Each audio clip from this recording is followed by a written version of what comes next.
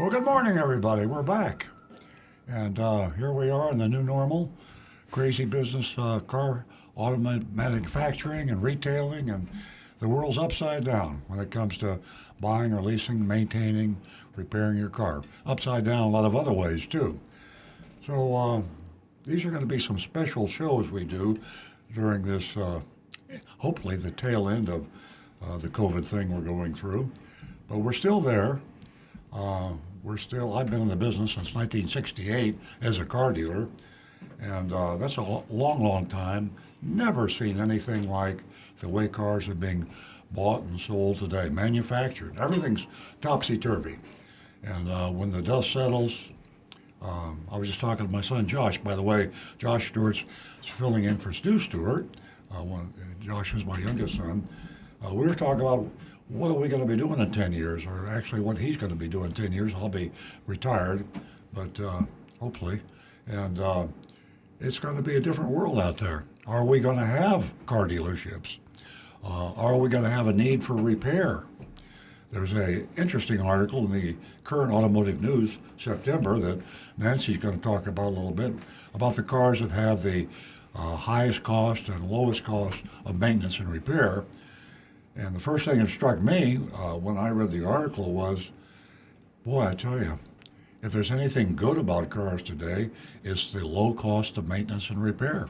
So there are some good things going on in the business, along with the super high prices buying and leasing, and repairing and maintaining to some extent right now, because everybody, we have a low supply, high demand, added a record number of jobs last month, and just when we're talking about recession, we say, are we? And prices are just sky high. That's the way it's going to be. So what we'll try to do on the show today is help you make some calculated, intelligent decisions about when to buy a car, how to buy a car. We've got Rick Kearney, who's sitting on my right here in the studio. You heard him mention in the recorded introduction. And he can give you some great tips on how to avoid being taken advantage of by repairs. If you do have an issue that's worrying you about your car, give us a call at 877-960-9960. That's the phone number. We prioritize that call, by the way. We get text, we get Facebook posts, we get YouTube posts, but we prioritize the old-fashioned telephone. 877-960-9960. Now, Rick, he monitors the YouTube channel, Earl on Cars, or it's youtube.com/Earl on Cars. youtube.com/Earl on Cars. Rick will see the posting, and he will wave his hand, and we will recognize Rick, and he will read your post on the air. So if you have something that you're afraid to bring into a repair shop or to the dealership because you might be taken advantage of, ask Rick. He might save you a lot of money. I have to mention for our new listeners, everybody that is a regular listener knows about this, the highlight of our show is the Mystery Shopping Report.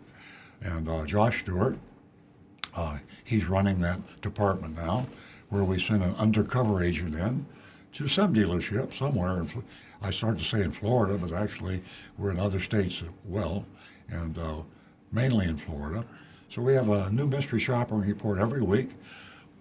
Agent Lightning, that's her nickname, she goes undercover, pretends to buy a car, goes through the whole rigmarole, and then reports exactly what happened, names the dealer, names the managers and the salespeople, gives her thoughts on how she was treated, and we read it on the air, and then you vote on it.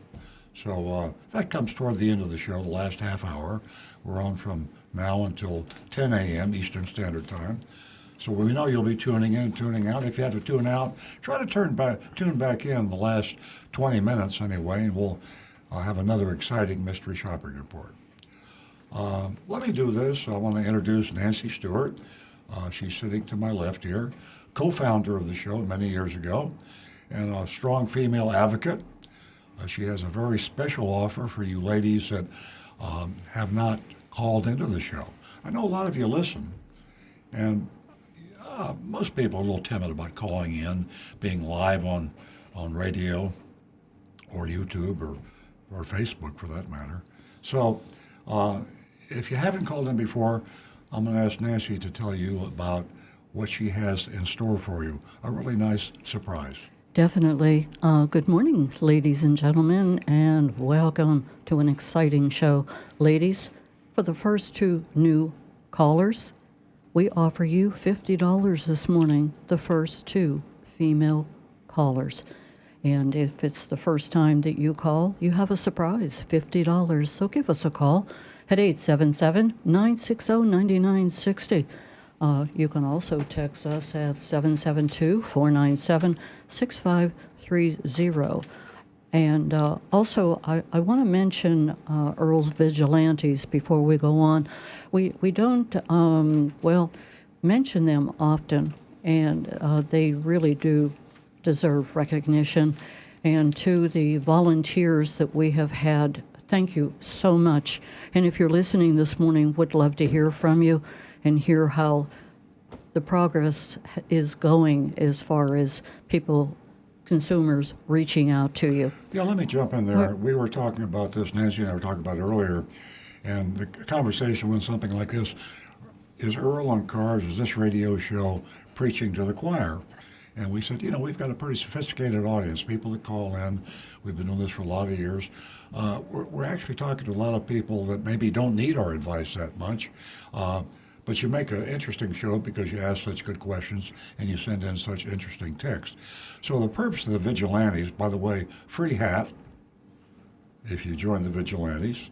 We're trying to get a list of the name of our Vigilantes, and Stu Stewart is the one that has the access to that list. For some reason, we weren't able to get that list, but we will read it next week. It's classified information. Yes. Highly classified. Classified, yeah.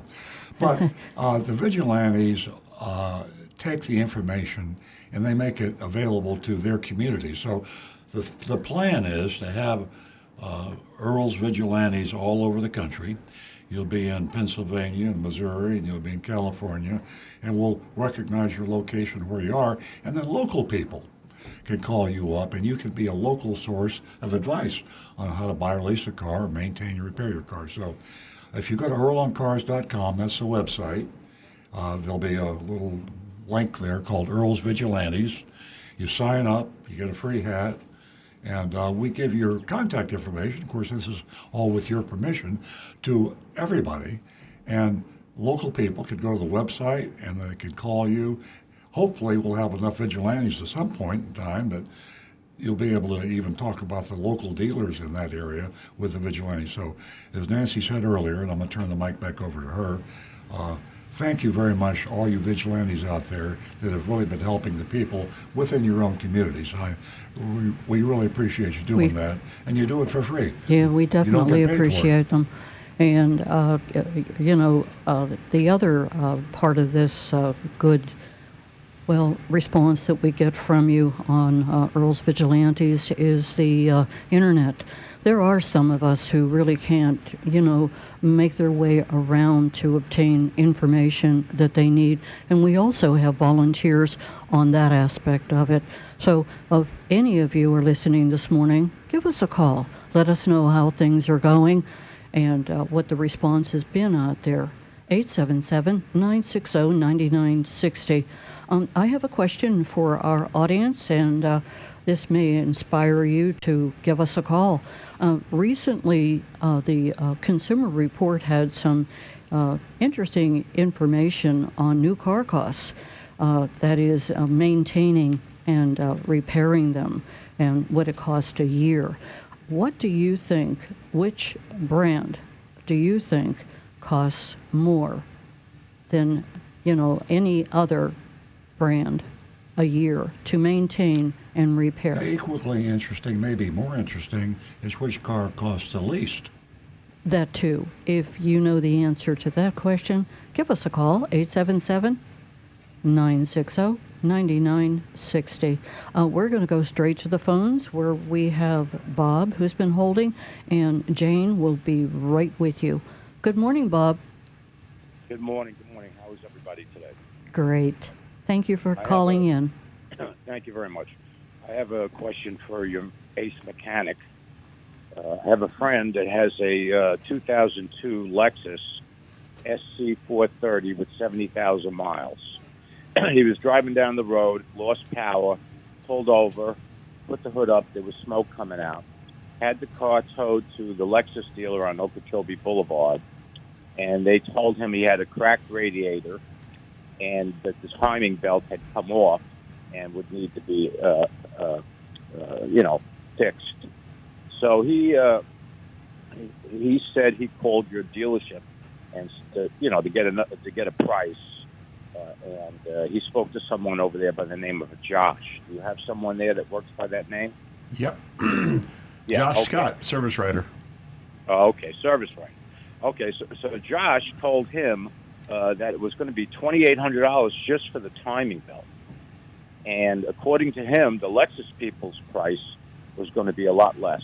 And I was surprised because normally I would think that their labor rates per hour are got to be higher than yours. And everything's done off a book, so many hours for whichever type of job it is. So I'm not quite sure why you were priced a lot higher than the Lexus dealer. I would think the Lexus dealer would have been. I would have thought it would have been the opposite. Well, you're exactly right, Bob. That's what should be the case, and I'm not sure why the difference. Rick can speak to the timing belt. What would you, in your experience, say would be the cost of replacing a timing belt?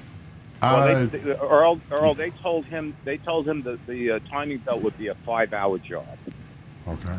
That labor time sounds about right.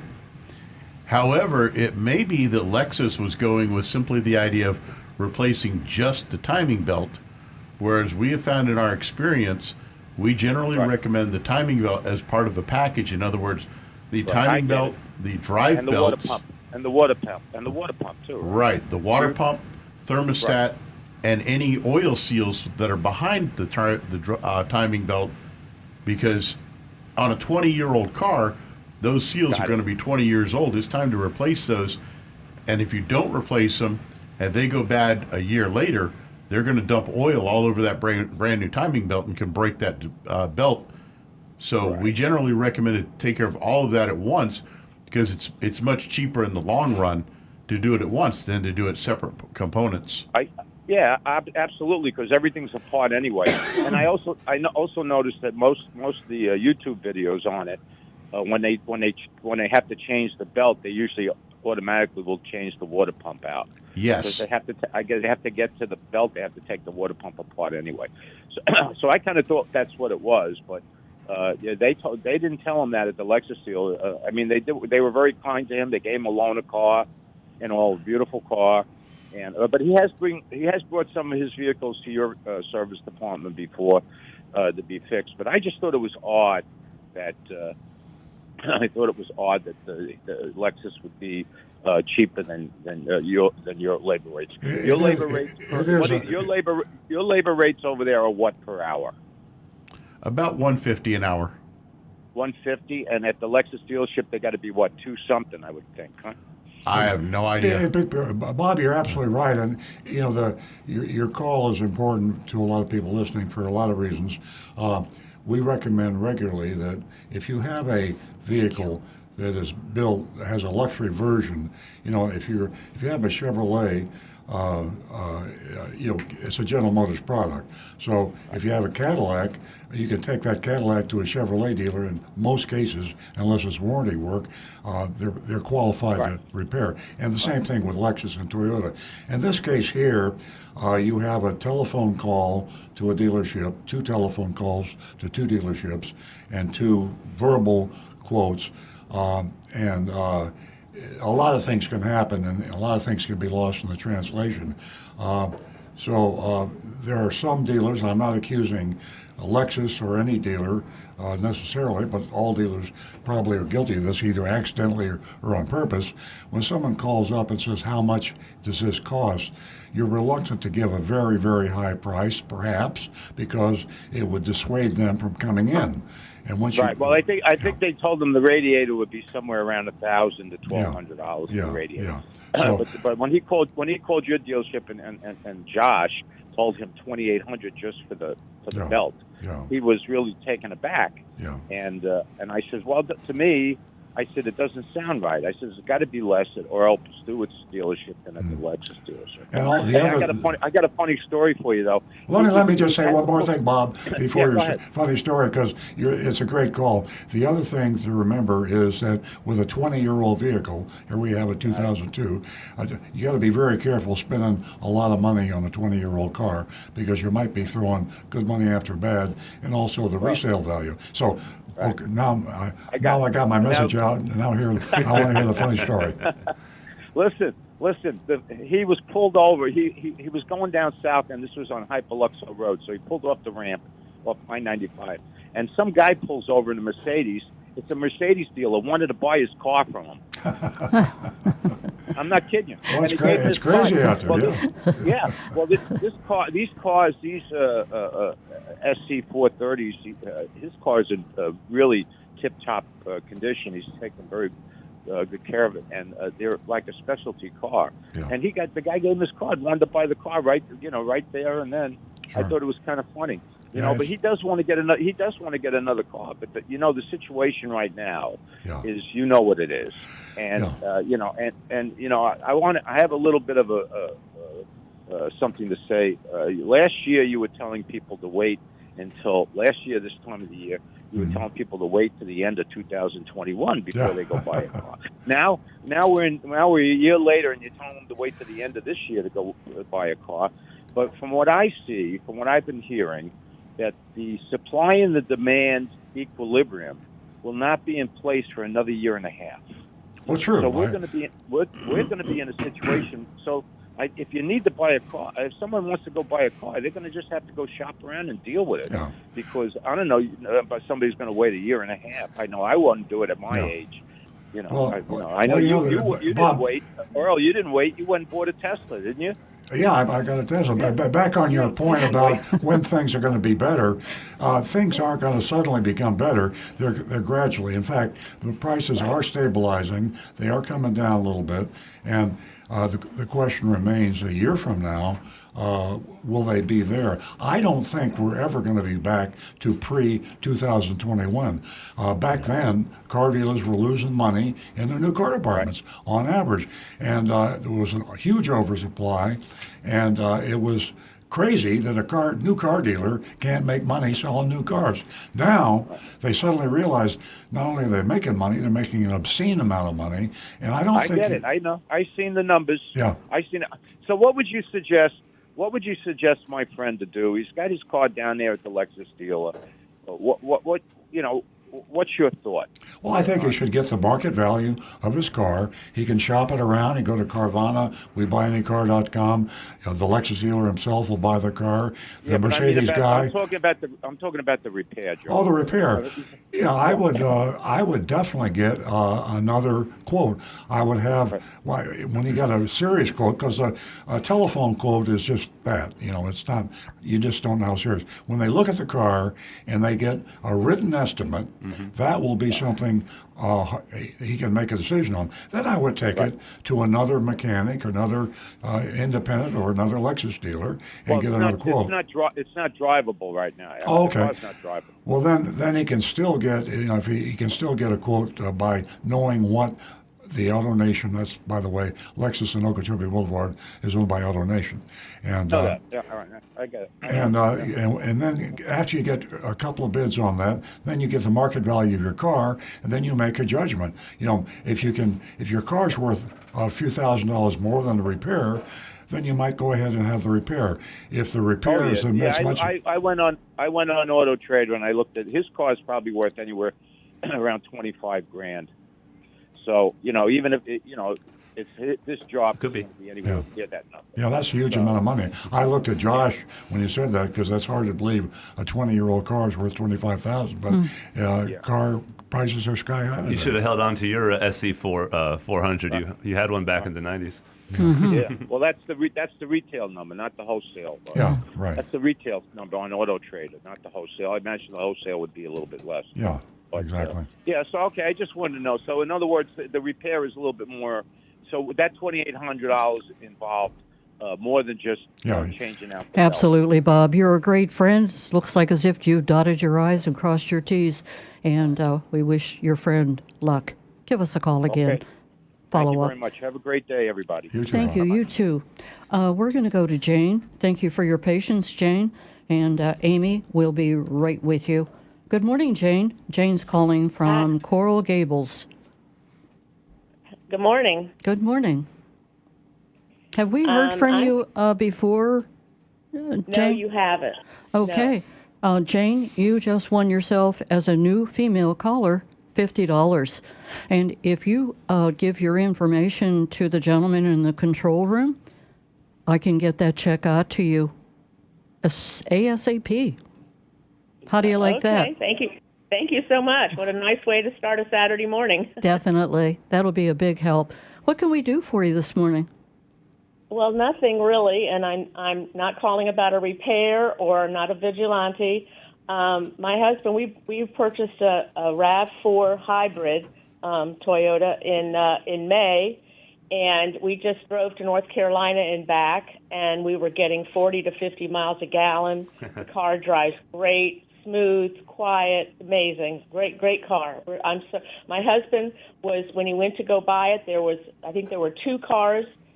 And then they told him there were 3 cars. When he got there were only 2 cars. This was a place in Tampa that he bought the car, and he got.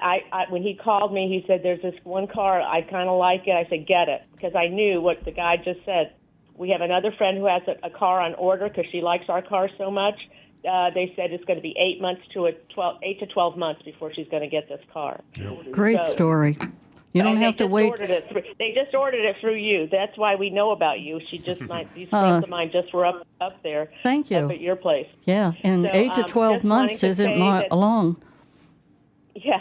So I just wanted to really just say this is such a great car, and I'm so glad my husband got this car, and just want to promote it. That I think this is the way the country and the world should be going for hybrid. This all electric, it's great, but we couldn't have gone to North Carolina like this with an electric car. So, this was wonderful when the gas mileage was so great. And also, I'm supposed to ask, do you have metal skid plates for the underbelly? No, we do not have those in stock. However, there's a lot of aftermarket companies making those. I'm assuming you're looking for protection for the catalytic converters? Yes.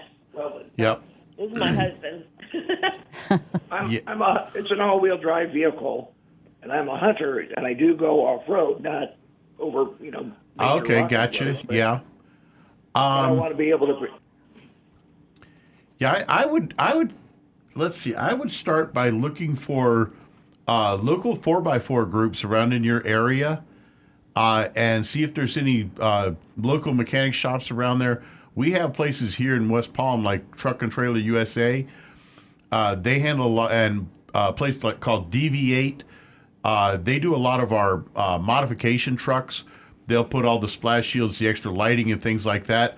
So anyone that would have underguard shielding like that, add-on stuff, it'd be one like that. I would look for truck modification places. I've seen on the internet there are places that sell them for the gas model RAV4, but I don't see that there's anything specifically for the hybrid. Yeah, it's something you'd want to check with the manufacturer of those items to make sure that they're going to match up for the hybrid system, because the underside of the car is a bit different in the design. A great source would be rockauto.com, rockauto.com. They're the largest independent online supplier of auto parts. I've bought things from them before. Yeah, Yep. yeah, they probably have exactly what you're looking for. All right. Thank you. Thank you. Well, thank you. I just mostly wanted to call in and tell you, and this friend of mine really, really likes your place. They drove from Coral Gables up to you, so that's and they've ordered the same RAV4 Prime.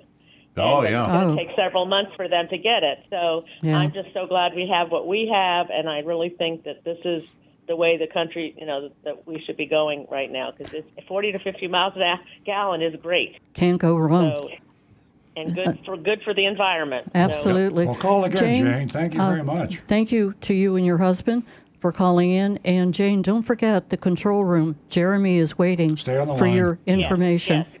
We're going to go to Amy, who's calling from Tuscaloosa. Good morning, Amy. From Hypoluxo. Oh, Hypoluxo. Yeah, and I really want to. You're calling from Hypoluxo? Yes. I Okay. want to speak to the mechanic because this is something I don't understand. I have a 1998 Chevy Blazer. It's a LT hatchback, and the rear driver's side door doesn't open or won't open. Okay. So I've ordered from carparts.com. I got a handle inside and out. Went to have it put on, but the mechanic said because the door won't open, he would have to remove the seat. Yeah. And because there's no way of getting at it. And I'm just perplexed as to why the door all of a sudden, out of the blue, on a 20-year-old car, decides it won't open. 20 years of dirt, grit, grime, salt, and other things getting into the latch, and suddenly the door latch just basically, something must have corroded or broke in there, and the latch jammed up. So unfortunately, it does happen. I mean, with 20 Well, it won't open. It just wouldn't open from the inside either, which is weird. Right, but we're talking the latch assembly maybe jammed up. That's the part of the. When you open the door and you look, there's a little like a U-shaped bar, a little square bar that comes from the body. The latch assembly is in the door, and when you close the door, that latch assembly is meant to grab hold of on that bar system, and it is designed to not open in the event of a crash or heavy collision. So I mean, they're made very, very durable, but unfortunately, over the years, like I say, salt, dirt, things that get in there. Eventually, even the best parts can break over 24 years. So then I should be worried about my other doors? Well, you might want to have, when the mechanic's got your car in there, might want to have them clean them up and add some lubrication. I would think that the doors that you use regularly, like the front doors, would be less inclined to stick, but the rear doors probably don't get that much use. And as Rick says, when something sits still for 24 years in South Florida, it got a lot of use. the rear I have my okay. seat down, and that's where my groceries went every day, in and out. I use that door. And my question to him, even if we pulled the seat out and did everything, my big concern was, would that door ever lock again with my remote? Well, or would the power window go up and down? And he said he couldn't guarantee that. I can only give you the mechanics one last final rule, and that is, I can fix any car if it takes every last dime the customer has, as long as there's parts available. I mean, if you're determined that you want to fix that car, then yes, somewhere out there somebody makes the parts, and we can generally find enough parts that we can repair any car. Amy, here's my advice: at a cost, it would be able to be fixed. Yeah, right. It just could get expensive. Amy, here's the advice: get the estimate from the person you're talking to, the mechanic, and for every possibility. In other words, you asked some very good questions. What about the window? What about the not just the lock, but the window operation?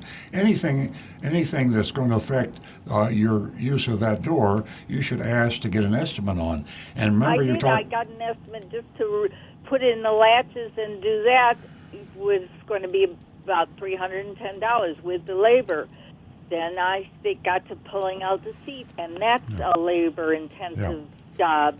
So we're looking at $600. Now, it's $600 plus for a 20-year-old car. Doesn't seem a good thing in my Yeah, well, it's viewpoint. the repair cost doesn't know how old your car is. They just know what they have to do, and they have so many hours, and they have parts. So, $600 or $800 is not a lot of money to repair a car. You have a 24-year-old car, and if you could get by with $600 or $800, it would be a lot less expensive than to have to buy another car. So, you might want to get another estimate from another mechanic, but $400 to $600, $800 is not a huge amount of money to repair what you're talking about. Well, his suggestion was taking it to a body shop. Well, you could get a bid there. I mean, the body shop would be glad to give you a bid on that. And once you have 2 or 3 bids. Okay, listen, thank Amy, you very much. I want to ask you a Call us back. question before you go. Are you a first-time caller? Yes. Congratulations, Amy. You won yourself $50 this morning. And if you stay on the line, you can give Jeremy in the control room your information, and I personally will get that check out to you. Thank you very much. You And have a also, wonderful day. here, I have something to share with you. What? 3 estimates, always. And right now, in today's climate, it may be worth your while to hang on to your car. It just depends on your circumstances. Thank you. Financially speaking, I'm not in the financial bracket to be getting another car. Exactly. So You know, you can I have- also go to Earl on Cars and you can read a column that he wrote, and that's all about hanging on to your old car. Well, and then all my friends say, well, why don't you lease? Well, I'm in a rental market, and you know the rental rates in Florida. My tenant just raised my rent by 25%. That's a big hike. So, you know, if you lease, that's just like another renter that's added. No, it's something I don't want to have every month on top of my shoulders. Absolutely. I can sympathize with you, Amy. Amy, thank you so much for calling Earl Stewart on Cars, and give us a call again. Let us know the I've outcome. always driven Toyotas, and I made a boo-boo by buying a Chevy Blazer, and that's my fault. Thank you so much. Have a wonderful day. Good luck. You too. Okay, we are going to stick with the phones, and we are going to talk to John. John, I missed you last week. Welcome back. Yeah, I had a tooth extracted, so I was in bad shape to talk. But I just wanted today, Nancy will be very proud when I mention this. I want to acknowledge a female in the auto industry. Dad, Earl probably knew her dad. She grew up with DNA in her blood. She owns 20 dealerships in Florida and in Georgia, and she's a president and controller of these dealerships. Her father was the first Honda dealer in the United States. I think it was in 1970. I'm sure Earl probably knew who her dad was. And her husband passed away 2 years ago, September of 20, and his name was Rick. And she's won many awards, including an Horatio Award, with 63 females qualified for, and she was the only one that was awarded that. And what I want to say is also, it goes beyond the dealerships that she has. Her husband and her were the first Acura and Hyundai dealer in the United States. So I just want to acknowledge her, the job that she does. She lives here in, I think, Broward County, and I know Earl would know probably her, not only her father, but her husband had passed away. And by the way, she also collects cars. They have the first Honda convertible that was ever delivered to the United States, the first regular Honda, and the second body number 2 delivered here. But I just want to give a shout-out to this female, and I'm sure Nancy Stewart. Oh, by the way, the most important thing about her, they formed a philanthropic. They dedicate the money to the Boys and Girls Club. It's an exclusive show that's held in Boca Raton every year, and it draws a lot of money, but all the money is contributed to charity of the Boys and Girls Club. Oh. It's a tremendous show that's held in Boca every year. That's Rick Case is the husband, and I do know of her, and she was a very important part of that partnership. She was very active in the business. There's a book out by Rick Case, and she probably co-authored it.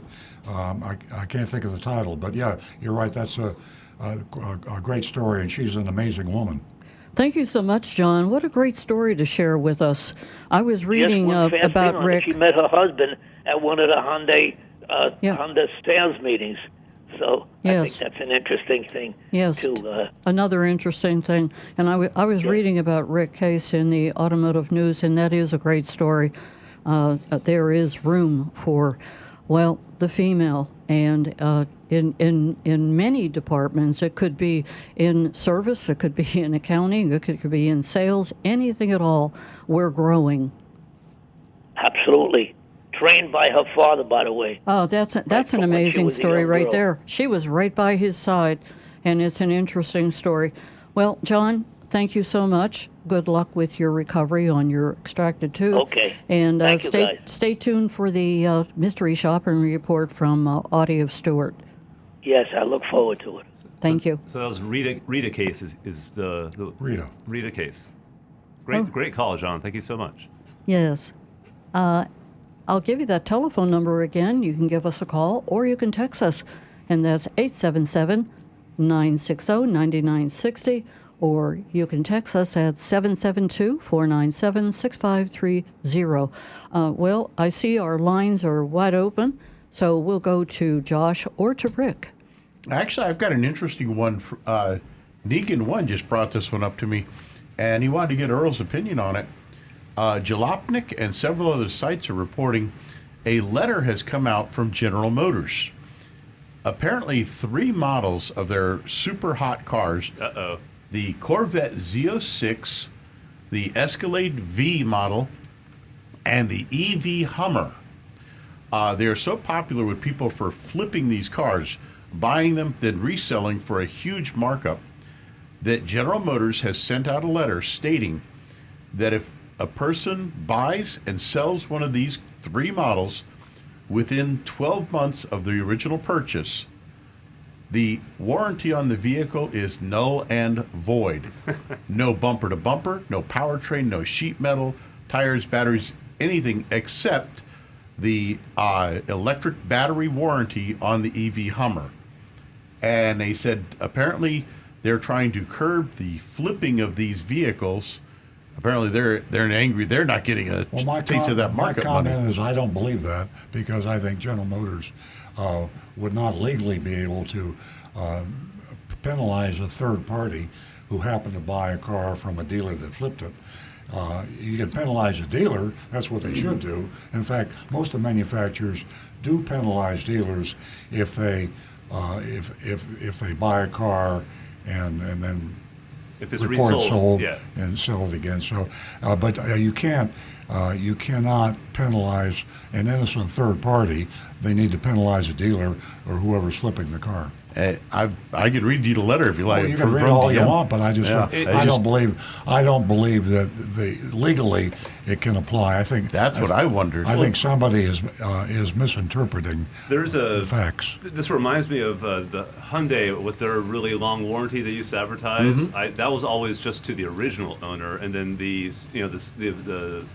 every owner thereafter would have a shorter warranty. So there's some sort of precedent to conditional warranties based on ownership. They're talking about the whole warranty, I believe so. Yeah, and that's far more extreme. I'd be surprised that if. Yeah, very extreme. The letter that they copied here on Jalopnik is from Steve Carlisle, and this letter apparently went out to the GM dealership team. Mm-hmm. And as I look at it here, the one section says, let's see. Certain warranties will not be transferable if the original owner resells the vehicle within 1 year of delivery. Well, that would go to Josh's comment about the extended powertrain warranty, but the basic new car warranty, when you buy a new car without the other sub-warranties that go on, there is no precedent there. I've never heard of any manufacturer of anything saying if you buy this product, you have a 12-month warranty or a 36-month warranty, but if you sell it again within a certain amount of time, the warranty disappears. And to your point, you're punishing some poor person who's buying this car, Right. And they're not getting that letter or being Especially informed on of the this. idea that if you purchase a car, a used vehicle that's less than a year old, you have not heard this story, you would assume that it's still got a going to have full a factory. full factory warranty. And if you're unaware of that, wow, caveat emptor on that one. Yeah. Yeah, it's a bad situation when you assume. Thank you for that information, Rick. We're going to go back to the phones, and we have Alan, who's calling us from Lake City. Good morning, Alan. Good morning, Earl on Cars. You guys all look well. I was watching you on YouTube. Well, thank you. How you doing there, boss? Feeling well. How you doing, Alan? I am doing perfect. I'm sitting on my front porch. I watch the sunset. I'm smoking cigars, drinking coffee, just enjoying watching. Oh, the go cows ahead, rub it in. wander around. Sounds Hey, tough, listen. man. Speaking of the farm, I was mowing the other day. This is a question about lithium batteries. I knocked a hybrid. I have the hybrid light batteries or flashlights. I knocked one off a horse stall railing and I hit it with a mower. It shattered, of course, and it threw pieces out in the middle of my yard. And it was like somebody threw a smoke bomb out there. Oh, I yeah. went out to pick it up. It was burning like crazy. So I tried to let it burn out. I was afraid to pour water on it because I don't know the science of the lithium and stuff. So I just thought I'd leave it be and go to my mowing. An hour later, I went to pick it up, and when I touched it, it burned my fingers, Yep. and it started smoking all over again. Wow. So I went on to YouTube and I looked up lithium battery fires, and there's a bunch of people puncturing like RC remote control model batteries, and just the fires are just violent, and it's like a chemical reaction fire. They're terrible. My question is, I've always kind of glossed over when I saw those little articles about random fires on electric cars, Teslas and this and that. My question is it too soon for us to be putting these batteries in passenger cars? Should we be waiting for a new technology? Because lithium seems to me to be extremely dangerous. And now I'm starting to pay attention to these articles I see about spontaneous fires or fires after accidents. I'm just wondering what Earl thinks. I kind of think I know because I know he has a Tesla. But is it just too soon? Should we wait for a better technology? That's my question. I'll just listen. Yeah, just before the show started, Rick Kearney was talking about Tesla batteries and how far advanced they are. They're about 2 generations ahead of all the other manufacturers, and even Tesla is advancing the technology. So you're right, lithium is yesterday's news, and they have technology now that we can't even dream about. I mean, we're going to have, I'll go out on a limb and say that by the time we have mostly electric cars, the batteries will probably, instead of lasting 300 or 400 miles, a range of 300 or 400 miles will be like 1,000 or 2,000 miles. I mean, it's just amazing what can happen when science and engineering focuses on one thing. And right now, there's no more focusing on batteries, and lithium is going to be just like a horse and buggy in 20 years. Yeah, and the lithium, it's such an ugly process to mine for it, and that's why we're importing it. We don't want to do the mining for it here. My last question, hydrogen.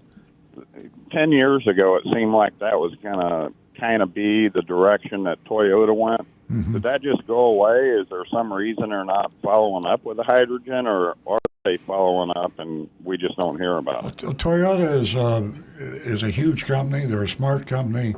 I'll have to say in full transparency, I am a Toyota dealer, but I think Toyota is the best manufacturer in the world. But they got off on a wrong tangent. They got off on the hydrogen tangent. Sometimes you hate to change your mind about something. And I think they stuck with hydrogen too long. They got behind in the all electric, and but there'll always be a place for hydrogen. You know, the thing that I have a physics background, so I'm kind of a scientific-minded person. And the thing that amazes me about the whole hydrogen thing is there's just a whole lot of hydrogen around. I mean, H2O. I mean, you got hydrogen. I mean, the ocean has got a whole lot of hydrogen. So I think somehow or other we will tap that hydrogen source. Hydrogen is what makes the sun go. So, I mean, the sun's doing real well with hydrogen, and I think that one way or another we'll use hydrogen in the future. I think that would be my hope. You're a show-off. Smarty pants. That's what I call them, smarty pants. I think hydrogen might be more in the commercial industry. I know they've used it for some trucking applications. Like Toyota has some big rigs that are fueled by hydrogen. I think one of the biggest issues that hit hydrogen was the fact that California, and Southern California to be specific, is one of the few places that actually has a small infrastructure in place for hydrogen refueling stations. Mm-hmm. Nowhere else in the U.S. do you really have any amount of hydrogen refueling stations. Electric cars, however, even Teslas, can basically be plugged in on a 110 circuit, and it may take hours to charge it. But everywhere in the U.S. has electricity available. Yeah, so the infrastructure is there that an electric car can be effectively used anywhere you live in the U.S. It could be one of those things. We're not talking about do we use hydrogen or electric. We're saying at some point in the future there'll be a place for hydrogen. Right. And, it's just you've got to build that infrastructure. Yeah, exactly. It doesn't mean that hydrogen isn't necessarily a better technology. It just it doesn't have a foothold in practical applications right now. So it may be far superior to electric vehicles, but if the infrastructure, like you said, is not in place, then electric and hybrids will have the advantage. Good call, Alan. Last it ain't over yet. Thanks so much, Alan. He's still going. The Toyota, I forget the name of it. There was a Toyota model, I think it started with an L, and that they were starting to introduce. I even took some classes on it.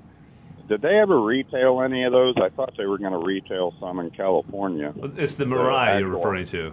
That's it. It still exists, but it's like Rick said, it's localized in California. We actually had one on our showroom floor, and for some reason it just didn't move. Maybe the fact that the nearest hydrogen refueling station was 1,800 miles away. And we paid way too much for the car and lost a fortune when we sold it. So, even car dealers make big mistakes. Thanks so much, Alan. It was great hearing from you. The show's great. It's good to hear from you guys, and I'll stop by and see you one day when I'm down that way. Okay. Enjoy your mowing, Alan. Yeah. Miss you, buddy. Yep. Enjoy your coffee. Thanks. We're going to go to Carl, who's been holding in Boynton. Actually, Carl is calling from Royal Palm Beach, I believe. Good morning, Carl. Good morning. It's nice to talk to you guys. Been listening for a long time. A couple weeks ago, my daughter, Sarah, called in with some problems that she's having with her 2009 RAV4 four-cylinder. Yes. And I wasn't able to contact her while the show was airing, but she forgot to say that one of the problems that she was having, she forgot to say that it was happening when she was. It really happens. I've been in the car when it happens. It's on an uphill, okay, when she's climbing. Pittsburgh has lots of hills. And when she's climbing, and I guess it's trying to downshift, perhaps, there's sort of a sound. She said it wasn't a rattling sound, but I can't think of a better description than a rattling sound going uphill at about 35 to 40 miles an hour. It happens for anywhere from a couple of seconds to maybe 10 seconds. And then it eventually goes away. And I'm wondering whether you've had any issues. I mean, what have been the problems with 2009 RAV4s? Other than that, I mean, she had an issue with a noise when it starts up. But other than that, it's been a great car for her. And I sort of hate to see her. She's getting a new car soon. but I hate to see her just sort of trade that in when it may have a whole lot of life left in it. Rick? Good point. The way you're describing it sounds like when it's going into a high torque situation, it's downshifting in order to get increased torque to get up the hill. I would suspect either something in the differential or in one of the axles maybe is making that noise. But if it's only happening just uphill and just for a few seconds at times like that, I wouldn't get too awfully concerned on it without actually hearing it myself. I mean, it could be as simple as a heat shield, one of the aluminum heat shields that just picks that moment to get the right harmonic vibration. Is it something that could be covered in the powertrain warranty? Not on an 09. I mean, you're talking a car that's 13 years old already. 09, so 09, yeah. Yeah. Now, what about the torque converter? I mean, we've sort of seen a couple people complaining on the internet about torque converter issues. Could that be it? And if so, I mean, like, what's the most expensive repair for something like that? The torque converter would probably be one of the most expensive repairs, except for the differential, which is part of the transaxle itself. However, the torque converter usually, if there was a problem with it, is you'd be getting a shudder that you would actually feel in the car. It'd be a vibration that you literally would feel throughout the car. It's like brrr, but it would literally vibrate the car.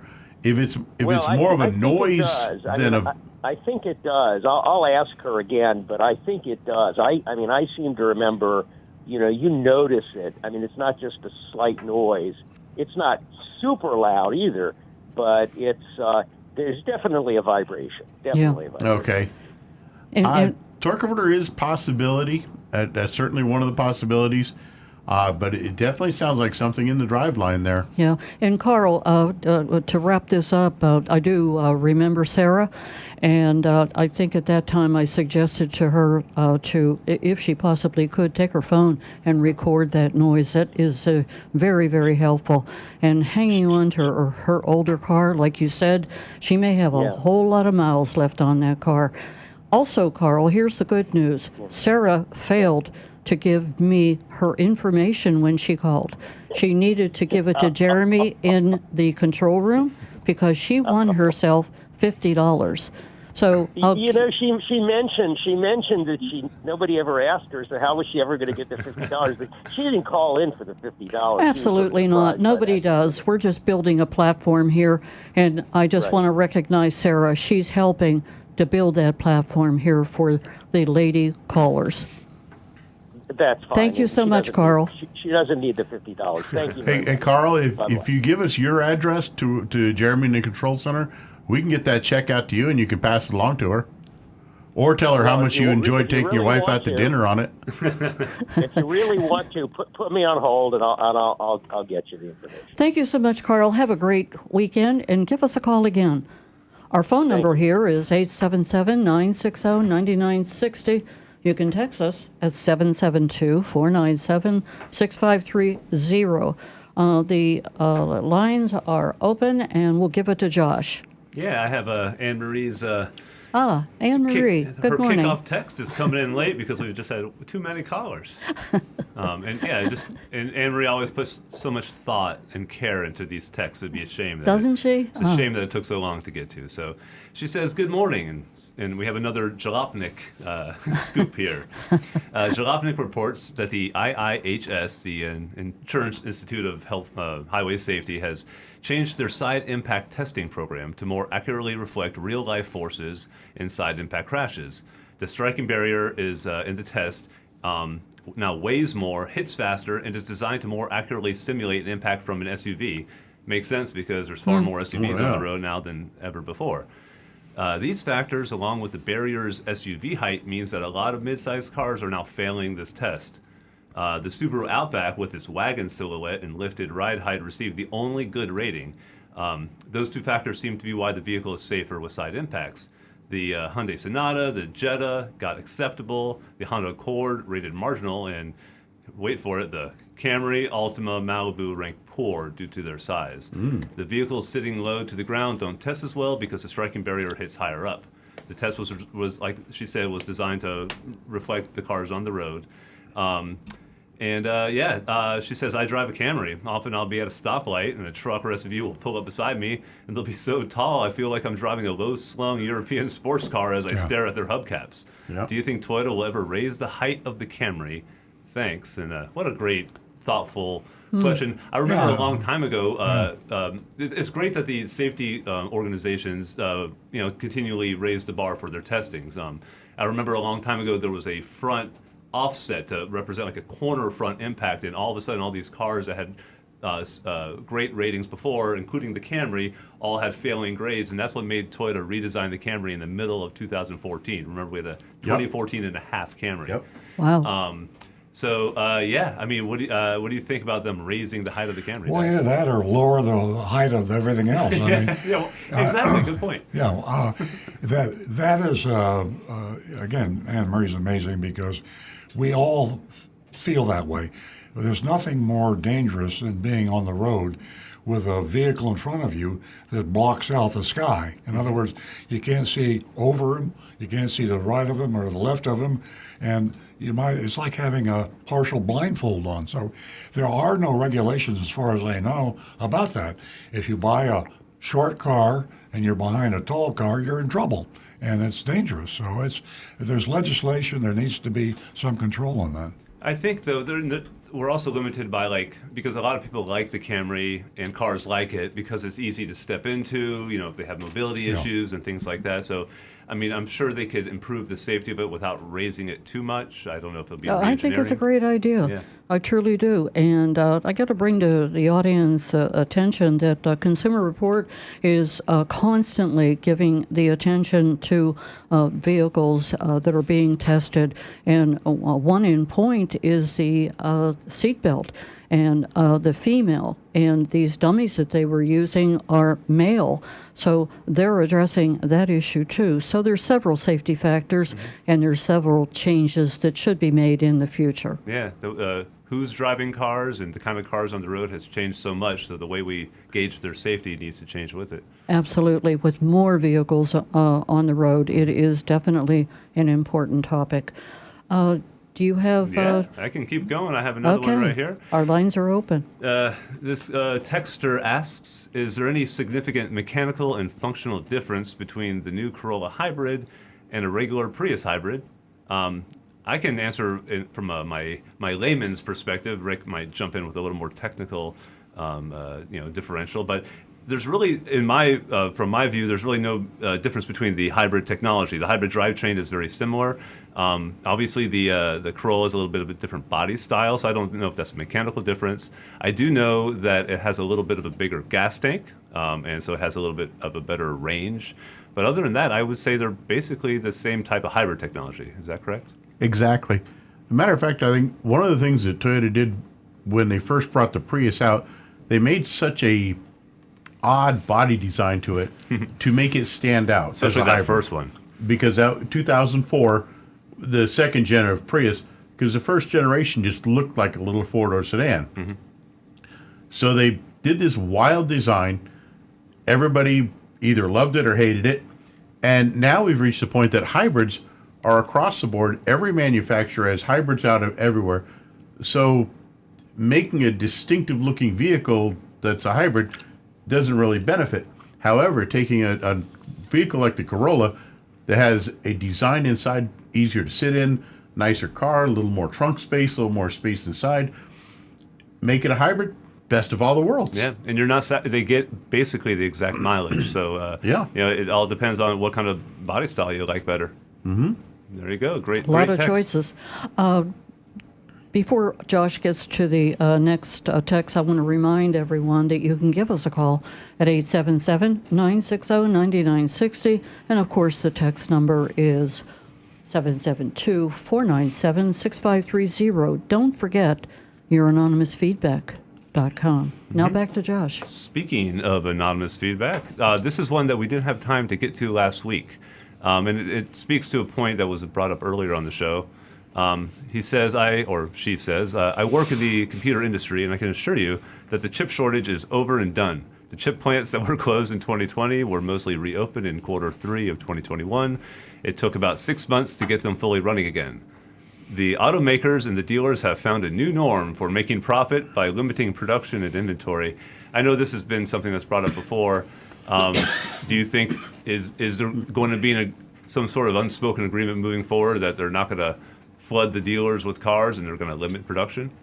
I think if they want to go to jail, they can do that. But I disagree with the opinion. I think that first of all, the cars that are being built today require more microchips than ever before. I mean, the microchip capacity was playing catch up before the COVID pandemic. Mm-hmm. And so now, with the highly sophisticated technical cars we have, the more computerization you have in a car, the more microchips.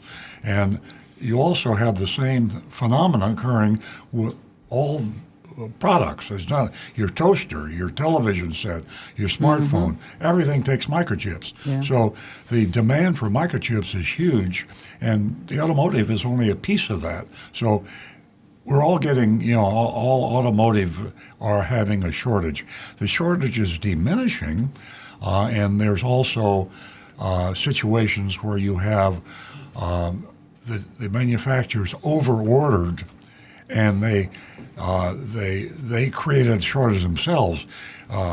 It's chaotic right now, but there's no conspiracy. I mean, I honestly don't think certainly between the car dealers and the manufacturers, there's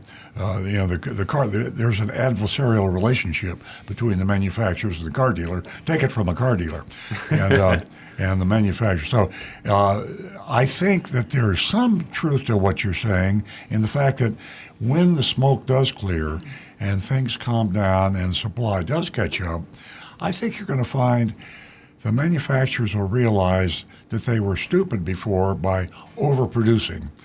And the dealers know they were stupid because when the manufacturers overproduced, they jammed the cars down the throats of the dealers. And they said, look, you're my dealer for Cadillac. You're going to take an extra 100 Cadillacs next month or else. And so there was that mentality. I think that's going to be gone. And I think you'll see a smoother supply and demand situation. But remember, you have supply, you have demand, and you have price. So one way to equalize supply and demand is to manipulate the price. You can raise the price, you can lower the price, and that affects supply and demand. So it's a complicated thing. But the car dealers, almost all car dealers, were losing money in their new car departments. That's ridiculous. That shouldn't continue. And again, I'm a car dealer. We didn't like that. So now car dealers are making too much money in the new car department. So the answer will be somewhere between losing money and making too much money. It'll be the new norm. Great answer there. I wonder, is there a benefit to the consumer in that their car doesn't depreciate as fast anymore? I guess it depends on how they bought the car. If they paid way over sticker, it will depreciate traditionally. But if you get a good price on a new car nowadays, it's not depreciating like it used to. In the old days, you drive off the lot, it'd lose $4,000. Nowadays, it just kind of hovers there. You think about it, you go back 50 years when I was in the business, when I started the business, and you had a 1-year warranty. The cars were a bunch of crap. I mean, they just, by today's standards, they were really junky, and they'd break. And once you drove a car for 2 or 3 years, you better get rid of it because it's going to fall apart. And the lenders, unless you're Rick, and then you can fix it forever. The lenders didn't want to finance a car with over 60,000 miles on it. And today, the cars are extremely good by comparison to 25, 30 years ago, and they're getting better and better. So, you buy a car, and it lasts longer, it's higher quality, you keep it longer, and therefore you don't sell as many cars. Yeah. And that you wrote the column on that, just hang on to that old car. And I opened the show this morning, or we opened the show this morning, speaking of how long a vehicle will last and maintenance and all the above. Things certainly have changed as far as that is concerned.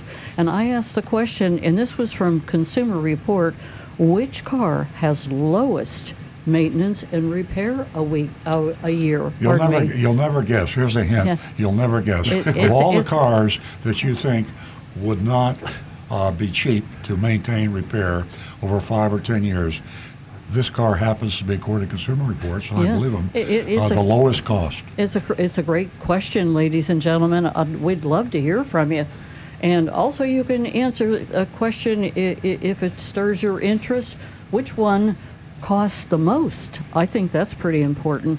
Okay, excuse me, Josh. We're going to go back to the phones where we have our regular caller, Roadrunner Steve. Meep, meep. Good morning, everybody. Good morning. Okay, I just heard they're going to have a Tesla in the Daytona 500 next year. They're allowed to come in for tire changes, but they're only allowed to come in once for a charge, and that's it. Is it a quick charge? Yes. Will it be autonomous? 500 or 499 That's a good question. miles. I love that. That is hysterical. Okay. Here's the other thing. We all heard the song 409, My Little Deuce, Little GTO. Yeah. They even made a song about the Nash Rambler called Beep Beep. Yeah, beep beep. Everybody remember Beep. that? Yeah. Beep, beep, beep, Okay. beep. Where's the Tesla Hot Rod song? That's a good question. You got to write it. Yeah, you're right. We're working on it, Steve. Down to the track. I forgot my extension cord. I had to tow it back. You're right. Yeah, I should be You getting need to paid take for your this. show on the road. Yeah. I got one. Lightning is striking again. Yeah, Lou Christie. Tumbleweeds, Rick. Tumbleweeds. Somebody gag. Yeah, you got to put a lightning rod on top of the car. Look at. But we need like a rim shot sound effect here. Frankenstein say, it's alive! It's alive! It's alive! It's like Henny Youngman just called the show. Yeah, okay. All right, everybody have a good and safe day. Thank you. Thanks for the call. You always liven things up. I'll tell you, we love your energy. We love it. You're quite entertaining. We are going to go. Bye-bye. We're going to go. We're going to go back to Josh. Yeah, and now the show is going to seem very boring as I read this scintillating anonymous feedback. Now this is a good question. Are dash cameras provided as standard equipment on any new cars? It seems like with few drivers obeying traffic laws and road rage, it might be a good idea to have one installed. I think they're great. I don't have one, but I think they're standard on your Tesla, right? Yeah, it's really cool. On the Tesla, you have not only a dash cam, you have a 360-degree view. And it's really incredible. Yeah, I'm pretty sure several manufacturers have models with dash cams. I don't think Toyota has one yet, but I won't be surprised if that's a standard or at least a available option, within a year or two. I actually haven't seen one. I didn't know Tesla had one as standard, but I have not seen them as standard options. Yeah. But I can tell you that my vehicle and my wife's vehicle both have dual dash cams, recording out front and out through the back of the car. Well, think about this: where autonomous cars are moving along, right? And it isn't going to be tomorrow afternoon. We'll have autonomous cars. They're becoming more and more autonomous every day. So, what's more important than having the cameras that you would see? Nothing. And you add that to laser and sonar and visual. So and all you got to do is add it, put a video right to a recording source. In terms of determining fault in accidents and things like that, there's so many applications. Yeah, the Tesla is amazing, but Josh, to your sharing with us about the dash cam, Josh, does your dad and I really need that dash cam in our Tesla? I mean, here we are, two crazies are on the road, and we are going to achieve autonomy sooner or later. You're the safest drivers in Palm Beach County right now. You're in a contest. Yeah. And part of it, by the way, the cameras are also inside the cockpit. It's just amazing. And the cameras also see your eyeballs, and they know where your eyes are looking. So if you're a privacy freak, you might not want to be driving one of these cars. But part of the autonomy is going to be if you take your eye right now to drive a car. that is fully autonomous, you have to be there because it's illegal. You have to be in the front seat with your hands poised on the wheel. And it knows if you're looking away. It's not going to be if you're easy. looking away. That's so creepy. They have something called a phantom braking. They have all this terminology, and they are on you. It's just an amazing phenomenon when you reach autonomy. Without the autonomy, it's recording everything that I say. Big Yikes. Brother is watching. There you go. You Oh. mentioned that last week, and I read about that very subject. We are going to go back to the phones where we have Marty holding from West Palm Beach, and John, I will get right to you after we speak to Marty. Good morning, Marty. Good morning. How are you? Good. I have to disagree with Earl on something. I'm not supposed to disagree with Earl because he obviously, as a car dealer, knows more than me. But maybe Earl can answer this question. If it takes 8 months to a year to order a car, what year does he think there's going to be enough cars on a lot that you can buy a car the old way, where you come in, make your deal, and drive the car out the same day? I don't think that's ever going to happen again. I think that, I hope it doesn't happen. The way cars should be sold, in my opinion, you should have an inventory of enough vehicles so that you could try out the vehicle you want to drive, obviously. But for a dealer to have 1,000 cars on the lot, or, in my case, with our dealership, it wasn't unusual for it to have, 500 cars? Mm-hmm. It's just crazy to have that many cars. And then even if you have 500 cars, you don't have the exact car that people want. You have to go to other dealerships, and typically a dealer will get 60% or 40% or 30%, some big percentage of cars from other dealers. So it's cumbersome, it's expensive to do.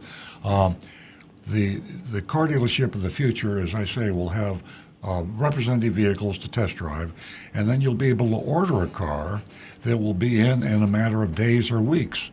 I mean, once they automate the manufacturers to build, to design or request, you have the best possible of all worlds. But you're never going to see having a zillion cars in stock and walk into a dealership and having them give you that car and take it home or spot deliver it and push you into the car. Those days are going to be gone because the consumers won't stand for it. Yeah, well, I feel that it's gone. And I went over to Southern 441, and I asked him, I said, do you have any hybrid that I could just drive? Because I ordered a hybrid from you. And they said, no, we don't have any. But they said, oh, we could order it. I said, well, yeah, I know you could order it. The guy said, we only charge $3,500 over sticker. I said, oh, that's very good. But I said, I ordered it from Earl Stewart. So this guy, who's a salesman, I forgot his name, and I don't want to get him into trouble. He said, no, Earl Stewart, he charges over sticker. I said, look, he doesn't. And even ordering stickers is too much more than I want to pay. I said, that's all his markup is up the sticker. And I said, on his radio show, he says how much car dealers are making, and it's obscene to me. And that's why I personally feel they're never going to go back. And like I said, they're never going to go back to the old way. Well, if they had their way, they might not, but the car dealers don't make the rules. And the consumer is getting more and more powerful every day. And we're in, this is an enlightened era we're going in 2022. And I think people are going to be shocked at what consumerism does in the next few years. It's just, consumer will be king, and the consumer will make the rules, and the companies will follow, or they'll go broke. But the way cars have been sold for the past 100 years, that's a dying trade, or whatever you want to call it. But consumers are too smart today to put up with it. Yeah. Now, Jason called me and said my car that I ordered in March might be in September. So I'm waiting to see. Yeah, that's a shame, and it takes so long for these cars, and we never know for sure. We feel bad as dealers when people ask us, okay, if I order this particular model, when will it be here? The truthful answer is we don't know. Yeah. And a lot of people don't understand. If you order a car, the manufacturer does not build the car you ordered. The manufacturers build cars that they think you may order, and they build cars they think that the majority of people will order. And if you order something that is too oddball, if you order a purple car with a stick shift and no air conditioning, you're never going to get the car because nobody else wants to buy one. So you have to kind of think about that. If you're in a hurry for a car, order something that is fairly commonplace, not too oddball if you want it in a short period of time. Yeah. Now, I ordered the Camry XLE with everything on it, and I ordered it as a hybrid. Yeah, that makes it sort of an oddball. Unfortunately, it's the right. But it's one of those things. You want to get the car you want to get. So if you have a good transportation in the meantime, then I say you wait for what you want. It all works out. Marty, I want to add that congratulations on coming out of that dealership unscathed after spreading the word about Earl Stewart on cars. Yeah, the guy didn't like it, but I said... Did they chase you out of there? Well, they didn't chase me out, but the guy said, do you want to order a car? I said, if I have to pay $3,500 over sticker, you're never going to see me. There you go.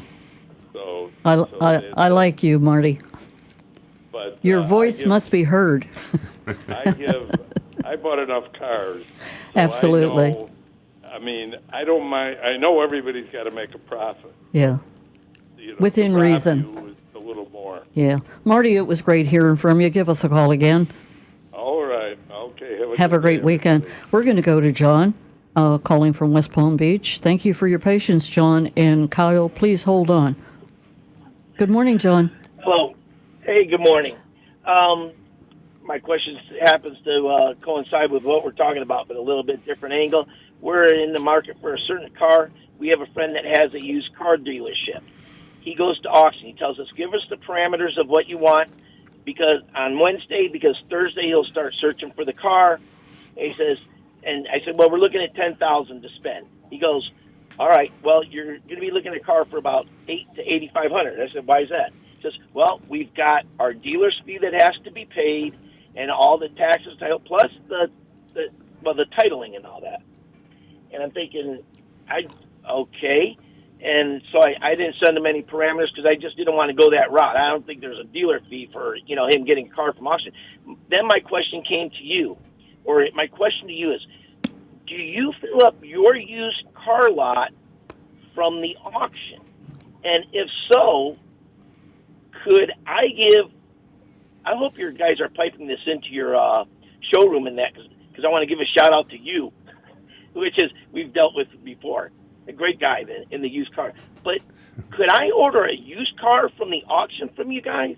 Sure. If I told you what I'm looking for? Sure, yeah. The prices are high. We buy cars at auction, and we pay a lot of money for them. Sometimes, if you listen to the show past months, we've actually seen new cars selling at auction for more than MSRP. Car dealers are actually taking new cars they get from the manufacturer to the used car auction and selling them at the auction for thousands of dollars more than they paid the manufacturer, even over MSRP. So the market is topsy-turvy now. But yeah, you want to buy a used car, you can go to a dealer if he'll work with you. We would. A lot of dealers will, and they'll say, we'll find this car for you, we'll buy it, we'll mark it up and make a profit and sell it to you. And I think what your friend with the used car lot, when you said dealer fee, he probably was referring to an auction fee because the auction does charge the buyers there to make a purchase. So, there's a $200, $300, or $400 auction fee that he might have been referring to. No, it was $400 for the auction fee. Okay. I forgot to mention it. His dealer fee is $995. Oh, your buddy's going to charge you a dealer fee. Oh boy. He's not that good a friend, is he? Oh boy. My mistake. Hey, that's why I'm going to give you his used car, and now I can't do a secret shopper on him because he knows me. Yeah. No, Hugh can talk to his manager, and you give him what you're looking for, and we'll do our best to find it for you. Man, he's the owner.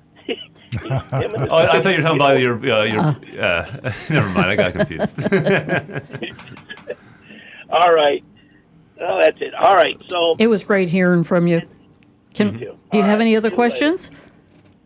No, that's it. I give someone else a chance. I don't like to run on. Well, thank you for sharing all that with us. We surely appreciate it. Have a wonderful weekend. We're going to go to Kyle, who's been holding. Good morning, Kyle. Hey, good morning, guys. When you have friends like that, who needs enemies?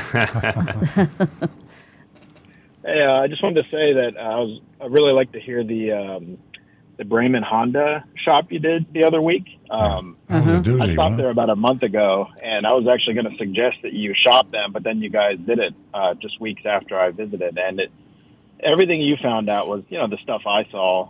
I just went to test drive the new Honda HR-V, and it was $6,000 over MSRP after all the fees and markup and crappy accessories and everything, and it was just unbelievable. The salesman was really nice, but that was the only good thing about it. They just what you saw too about the destination fee. They tried to say in the email that it was an extra $995 for destination, and I said to him, I was like, well, destination on the HRV is $1,200. I'm like, is this an additional fee? And then he said, oh, well, I think I made a mistake. I'm not sure. And double dipping. It was, double dipping. And then I ended up talking to the sales manager on the phone for like 15, 20 minutes and he was telling me how they have the lowest markups at any Honda dealer. And I said, well, do you know there's dealers that don't charge over MSRP? And I brought up you guys, of course, and I asked him, I said, well, what do you guys say when people bring up Earl Stewart at your dealer? And he said that, oh, well, we just have a meeting about that this morning. And he said that what Earl Stewart does is they're taking customers off the market by ordering them a car, and then they stop shopping around. And then when the car comes in, they charge a bunch of fees. And I said, no, they don't do that. I said, I bought cars from them before, and they don't do that. And it just, I know he probably feels bad because his manager or his boss is telling him what to say. But I would just never, ever buy a car from Bremen. Yes, definitely. Well, that's good information. We always like to know what they're saying about us. So we love it. We love it. And Bremen just proves what a treacherous seller's market it is. And it's great hearing from you. And what we're doing is working. And do you mind if I ask another question for Rick? Certainly. Go ahead. It was about transmission fluid. I have a 2020 Corolla, and I've asked you before on the YouTube about the lifetime fluid, and I know you suggest not to do it because that's what Toyota suggests. But I've just heard so many other opinions on YouTube and mechanics, and I'm just so torn about Toyota's lifetime transmission fluid because I drive for work, so I already have 150,000 miles on it, and I want to get at least 300,000 or 400,000. Can one fluid actually last 400,000 miles?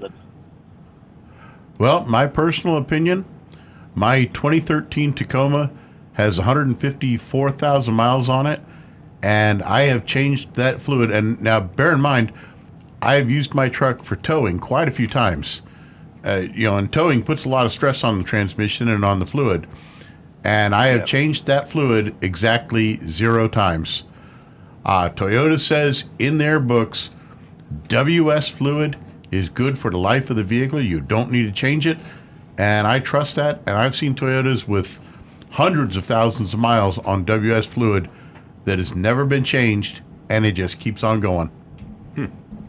Okay. Is there anything with Toyota that if they did have a transmission problem and they suggested that they would actually back it up with covering some kind of repair? Other than their normal warranty for 5 years, 60,000, they really don't. But your case, yours is a bit of a special case. 150,000 miles on a 2-year-old, well, almost a 3-year-old car. That's a lot of miles. But bear in mind that that's generally going to be like highway miles probably, which are some of the easiest on the transmission. You're not putting a big strain on it. You're not towing. You're going at easy rates. You're probably, I'm going to guess, an easygoing driver that doesn't do a lot of hard acceleration and hard stops, which, that's the way you take care of a car. And gentle driving, the thing might last 500,000 miles or more for you. Yeah, I actually just got my brakes done for the first time. The brake pads. You guys did them, and Steve in maintenance is very nice. Yeah, I think you're in good shape. Goldberg. I love how Rick can tell that you're a gentle driver just by the sound of your voice. That's quite a talent, Rick. Well, and Definitely. The amount of miles that he drives the car are going to be highway miles. And if he's driving that many miles, he's probably someone that takes good care of his car. You're like Sherlock Holmes over there. As a mechanic, I have to be. Dr. House. I Yeah, love it. definitely. There's one other thing, guys. I was the one that said I'm from Hershey, Pennsylvania, and said that those dealers up there are really, really good. There's not actually any dealers in the town of Hershey, but they're 10 or 15 minutes down the road in Harrisburg and Mechanicsburg. So the Faulkner group of dealers and Bobby Rahal, they're all MSRP and not, nothing above. Great. Nice. Yeah, that's wonderful. That's who I dealt with when I lived up there. So. Yeah, I recall you sharing that information with us before. It's a great story. Yep. We're glad that they're doing some good work in Hershey. Okay, well, have a good day, guys. Thank you. And Thank they have you those for the cool call. the street lights with the Hershey Kisses on them. There you go. I love Hershey. I got through there one time. Beautiful place. We're going to go to, that's true, Rick. We're going to go to Charles. And from what I see here on the screen, he's from North Palm Beach. Well, residing in North Palm Beach, and he's from Connecticut. Good morning. Good morning, Charles. I have a general question. I have babied my 2009 XC70 Volvo, and it's got about 68,000 miles on it, and I'd like to keep it and possibly pass it on to one of my sons. The question I've got is, I'm thinking about just as a preventive maintenance issue, replacing the hoses and belts on that car. I mean, it's 13 years old. And I'm wondering, Rick, one, approximate cost, is this a good idea? And do you have any other ideas? Your point about the timing belt got me thinking about all of this. So that's my general question. As for the cost of it, I really couldn't speak to that because I don't even know how many hoses or belts the XC might have. However, 13 years old, I think it wouldn't be a bad idea as a preventative maintenance to go ahead and get them done. What I would do is I would check around to find a good qualified outside mechanic and an aftermarket mechanic who's trained in Volvo. There is a place on Palm Beach Lakes Boulevard called Prestige Auto. I see them doing a lot of work with European cars. And one thing I've noticed is, or I beg your pardon, it's on US 1, just north of Palm Beach Lakes Boulevard. And anytime I drive past there, their yard is full. And I mean, they are hundreds of cars, it seems like. Of course, anytime after hours, they get them all packed away inside the shop. But Prestige Motors? Prestige Auto Repair. Prestige Auto Repair. Yeah, I think pretty certain that's the name of it. And there's got to be a reason why they have that many people bringing their cars there. I would say it's a good place to check. Get a couple of estimates. Stop at a couple places, and maybe even go online to the Volvo forums and find local Volvo owners and ask them who they use for mechanics, and check them out for estimates on what they would charge you to replace those hoses and belts. But generally, you think it's a good idea that just as a preventive maintenance thing. And do you have any other things that you'd also throw in the mix?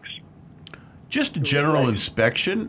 Check the tires, the age of the tires, look for any damage or wear conditions, checking the brakes, and other than that, just a good inspection by a qualified mechanic. Charles, you sound like a guy that takes care of his car. My guess is you probably had all the factory recommended maintenance done.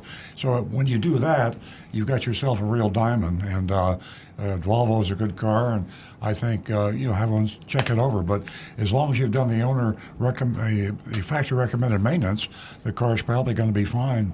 And the hoses, obviously, as we talked about, should be replaced. Okay, thank you very, very much. You're welcome, Charles. Thanks for the phone call.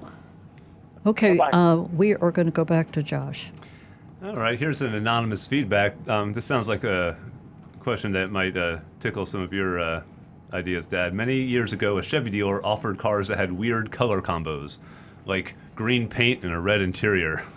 These were cars that were ordered, and when customers saw them, they refused to take delivery. I know a guy who ordered a Buick without air conditioning. So of these ordered cars, some must be made special, at least at that time, as opposed to taking the next allocation of that color combination. Am I right? So I guess he's asking if there's some oddball car sitting on a lot, was that a ordered vehicle that a customer requested, specifically? Probably not as many as there used to be. I mean, that does pique my memory from the years back when I was evil. And snapped thing I reminded myself of. I used to order, when I had a Pontiac dealership, I used to order stick shift Grand Prix with no air conditioning and no tinted glass. And it's a funny story because the idea was to have it in. I still remember the price, $55.55 was the price, $5,555, and the idea is they would come in, they wouldn't want to buy the stick shift with no air, and I would switch them to another car and make a lot more money on it. The problem is there were some people out there that just really wanted to buy those cars, and every time I ordered one, someone came in and bought it. It drove me crazy because I'm selling a car, and I was selling it for probably what it cost me because I tried to keep the price down. So, but yes, back in the day when it was really nasty, like when I was selling cars back in the 60s and 70s, some of the stuff really went on. Today, I don't think you see it that much. I don't think car dealers have got too many more sophisticated tricks. That was a basic trick, which is really kind of a stupid way to do it. But Great story. Eventually, all cars will sell. There's a saying, there's a butt for every seat. So yes. So even those weird cars will find a home eventually. I have another question here, very general. How long should my car loan be? I mean, there's no one answer to that question. No, it depends on how long you want to keep the car. It depends on how good a car you're buying. I used to say anybody that finances a car for 6 years, 72 months, or even 84 months is crazy. But, 25 or 30 years ago, that was true. Today, if you got a really low interest rate, sometimes it's better to weigh the cost of the financing against the length of the financing. If somebody has zero financing for 60 months, grab it. But you weigh it against the discount that would be the alternative. So it's not a simple answer. It's I don't think it's such a good idea to finance a car for 7 years, but I can't say positively. And with cars lasting longer, like we've said, Yeah. it's not as treacherous to finance a car for 6 years. Yeah, great question. We're going to go back to the phones, Josh, and we're going to talk to Becky from West Palm Beach. Good morning, Becky. Good morning. How are you, Nancy? Oh, we're great. How you doing, Becky? I'm doing great. I love your show. Listen every week. You were talking Thanks so about much, Bremen Becky. Earlier, I have a story to tell you about Bremen. My good friend, she turned in a Honda SUV and bought a new Honda SUV. So recently she applied to renew her tag, and they told her that she owed $400 to a tow company up in Melbourne. She said, "What are you talking about?" I gave that car to the car dealer. Well, apparently after they took possession of the car, I don't know, she doesn't know what happened either, but somebody must have took that car off the lot, or we don't know what happened.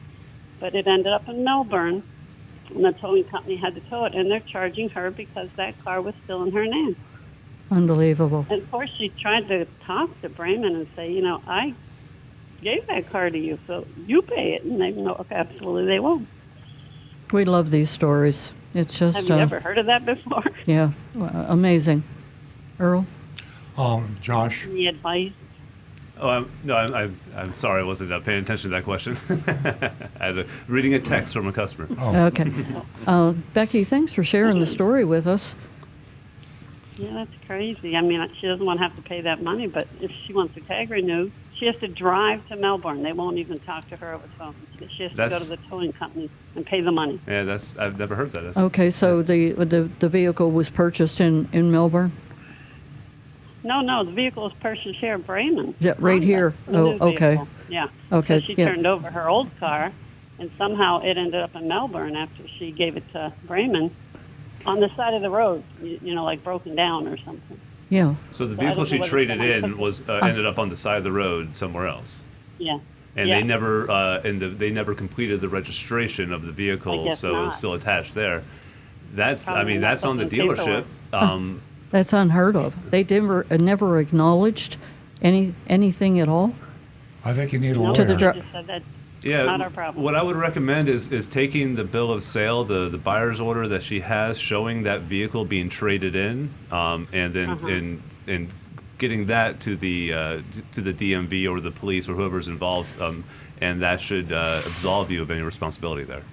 Yeah, that's great information, Josh. Yeah, with the date on it, because it was like 2 weeks after the date that she gave them the car. Exactly. So that'll be a timestamp letting them know that vehicle was out of your possession Yeah. before it was abandoned up in Melbourne. I'm just sitting here shaking my head. That's unbelievable. I hope Yeah. you can get that resolved. All right. Thanks, Nancy. Love your show. Best of luck Thank to you, Becky. Give us a call again. we have okay. we have a video clip that I'm going to hold off on showing. That if we don't get to it, we'll get to it next week. I'd like to get any text that we have or Okay. anonymous feedbacks, and then get to the mystery shopping report. Okay, very good. We'll go back to Josh. If Rick doesn't have anything for it, no? Okay, go ahead, Josh. I have one last anonymous feedback here. It asks if we saw the New York Times article about California's Department of Motor Vehicles accusing Tesla of falsely advertising its driver assistance technology and 2 complaints that could affect the company's ability to sell cars in the state. The agency said Tesla has misled customers by claiming in advertisements that vehicles equipped with autopilot and full self-driving capability were autonomous. If the agency's complaints to the state's Office of Administrative Hearings if they succeed, Tesla's licenses to make and sell vehicles in California could be suspended or revoked. Yeah, I read that. I will say this: there was no intent to deceive or defraud anyone. But I will say this, just as a Tesla owner, I think they throw the word autonomous around a little lightly, and it could make some people they play with the terminology. But to most people, fully autonomous means fully autonomous. And there are different degrees of autonomy. So if Tesla should be more careful about the way they use the word autonomy. The way it is now with Tesla, and most people that own Teslas and are thinking about buying Teslas understand this, you have probably 3 different degrees of autonomy currently in a Tesla. And to reach what they call the closest thing to full autonomy, which is not really full autonomy, you have to pass a test with your car before they allow you to use it. And then once you use it, they can cancel you immediately. And there are people that have had their full autonomy turned on, and then because they didn't abide by the care and rules that you have to when you're fully autonomous, they turn the software off, and then and they notified you your full autonomy has been canceled because you're a bad boy. Where you're suspended for 30 days. So it's very a little complicated. tedious. I think it would be crazy to cancel Tesla's license to sell cars in California. I don't think that'll ever happen, but. On the other hand, I think Tesla should be more careful about making it clear what autonomy is. And the irony of Tesla being like the first automotive company to be punished, for false advertising when there's 800 million dealers, doing worse things every single day. Yeah, exactly. Well, that's it for the anonymous feedback. If you want to get to your video, I think we might. Okay. Can we cue that up, John? I didn't think we would get to it, but here's a video that we've got that is remarkable, and it sums up the kind of the state of the world with automotive manufacturing and also retailing of automotive. It's about 2 or 3 minutes, and I was quoted in this article And that's not the reason I'm recommending it, but I really think it is very interesting, and we can go. There we go. There are more than 16,000 auto dealerships in the U.S., and most are small businesses. But these companies face some challenges ahead. Consumers are growing ever more accustomed to buying things online. New car makers, such as Tesla and Rivian, are selling cars directly to consumers using digital tools, bypassing dealers entirely. And record-high vehicle prices have irritated customers and earned rebukes from automakers. The boom in auto sales was fueled by a few factors. First, inventory was tight due to production shutdowns at the beginning of the pandemic, but the ongoing challenge remains chips and other supply shortages. Basic economic principles: supply is low and demand high. Prices go up. In normal times, dealers carry large inventories and have to discount much of it in order to move it. They aren't doing that now. Dealers buy cars from the manufacturer and fund those purchases with financing, so lower inventory means lower borrowing costs. They also had to get a lot more efficient during the pandemic. A lot of what would have been done by hand in the office is now online, partially because of the need to cut staff. While the auto dealership business appears to be thriving, it does come with challenges, especially today. The franchise laws enacted in the earlier days of the auto industry were designed to protect dealers from competition from or unfair treatment at the hands of the automakers whose cars they sold. The laws more or less require new cars to be sold through dealers. This was to prevent an automaker from, say, opening a store across the street from one of its own dealers. Companies such as Tesla have no dealers and want to sell cars directly to consumers. Earl Stewart runs a Toyota dealership in North Palm Beach, Florida. He used to own one other dealership that he sold. Manufacturers much rather go direct today. They're looking at Tesla and Elon Musk and his success. I mean, good Lord, Tesla has the number one selling luxury car in America, and they have no dealers. So the only reason the dealers exist today is because of the state franchise laws that were lobbied in by car dealers and their associations. But analysts are not expecting the end of franchise laws in the U.S. anytime soon. Even absent such strict laws, manufacturers might still want to rely on a franchise dealer network. Dealers do suffer some reputational challenges, though. One especially controversial point lately has been the price of vehicles. Even manufacturers have come out criticizing dealer markups. Dealers are charging $2,000, $3,000, $4,000, $5,000, $10,000 over MSRP. I think we're reaching a breaking point in the consumer. They're educated, and they're just not going to take it anymore. And this has got to trickle down to the legislators and the people that need to get elected, the voters. If perception of the dealer suffers, it could have ramifications for anyone selling cars. Automakers can't dictate prices for cars, but they do have some levers they can pull. They have to approve the sale of every dealership in the U.S. The other lever automakers can use is allocations, how many cars a dealer gets.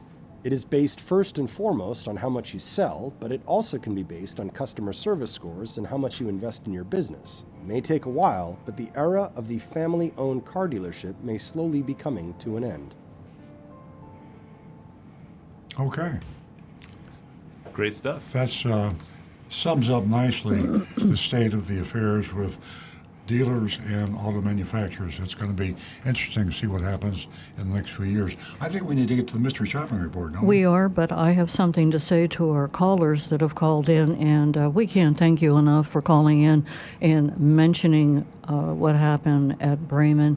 To get two calls in one morning is, we know our mystery shopping reports are working, and today we go to Mystery Shop of Adi of Stewart.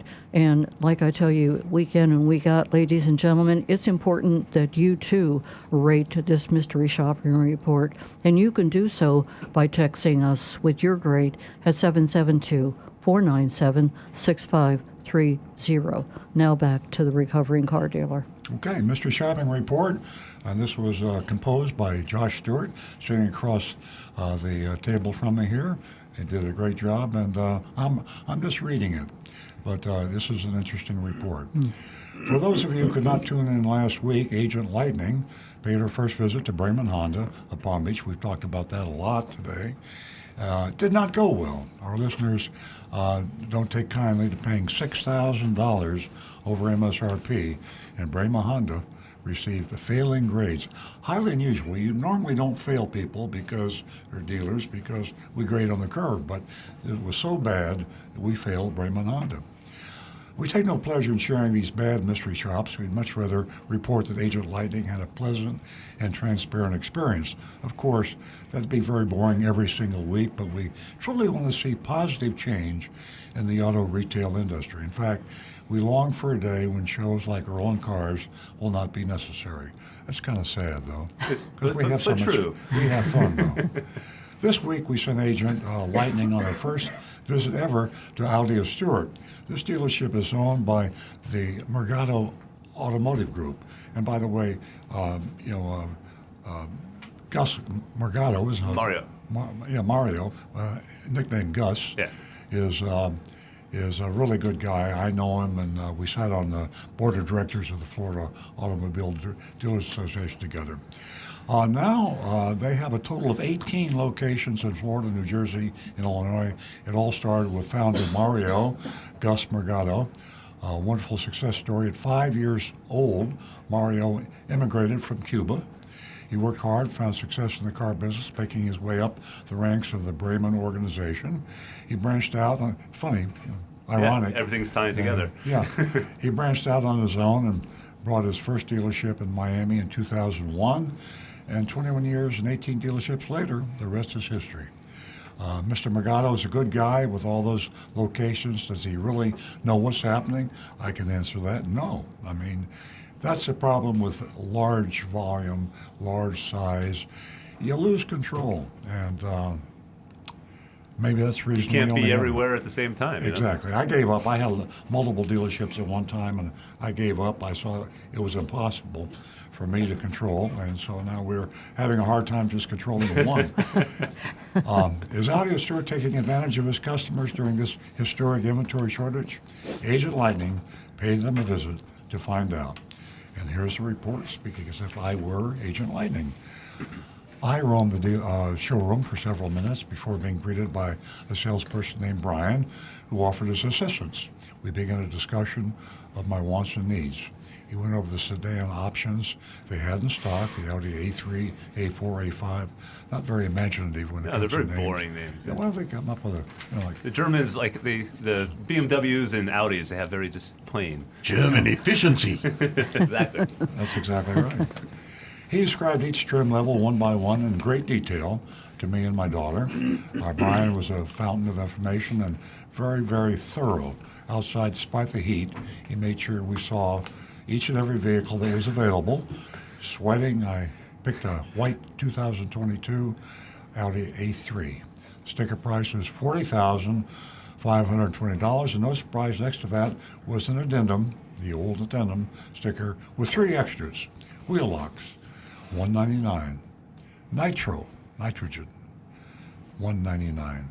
Permaplate, $399. So there's about $800 of junk fees.